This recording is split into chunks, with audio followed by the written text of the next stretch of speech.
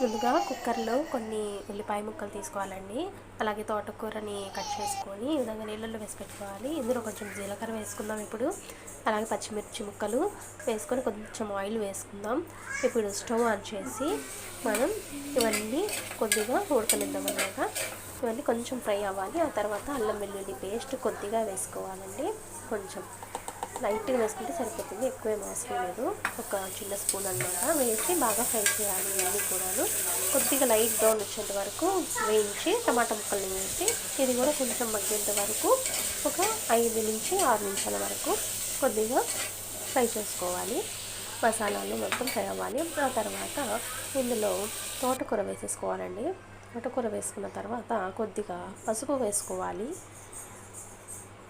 ఇప్పుడు నెమ్మది ఉప్పు కూడా వేసుకోవాలండి. నెమ్మదిగా ఇవన్నీ కూడా మిక్స్ అయ్యేంత వరకు మగ్గే వరకు వెయిట్ చేయాలన్నమాట. ఒకసారి ఇలాగా కలిపేసేయాలి.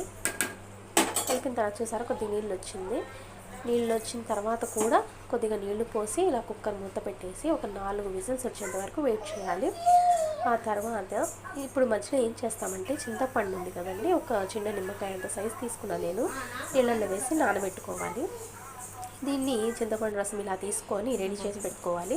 కుక్కర్ మూత తీయగానే కొద్దిగా మెదిపేసి పప్పు గుత్తితోటి కొద్దిగా కారము అలాగే చింతపండు గుజ్జు కొద్దిగా వేసుకుని లైట్గా ఇలాగా మెదిపేసేయాలన్నమాట పప్పు గుత్తితో. అంతేనండి. ఇంకా ఒక 5 నుంచి 10 నిమిషాల వరకు మీడియం ఫ్లేమ్లో ఇలాగా కుక్కర్ పెట్టేసి ఆ తర్వాత ఆఫ్ చేసేస్తే ఇలా చూసారా ముడకలు వస్తున్నాయి. ఈ స్టేజ్లో ఆఫ్ చేసేసేయాలండి. అంతేనండి. ఎంతో టేస్టీ అయినా పుల్ల గోంగూర లాగా తోటకూర పుల్లకూర మనకి రెడీ అయిపోతుంది. చాలా టేస్టీగా ఉంటుంది. మీరు కూడా ట్రై చేసి చూడండి. సూపర్గా ఉందండి. నేనైతే టేస్ట్ చేశాను ఇప్పుడే.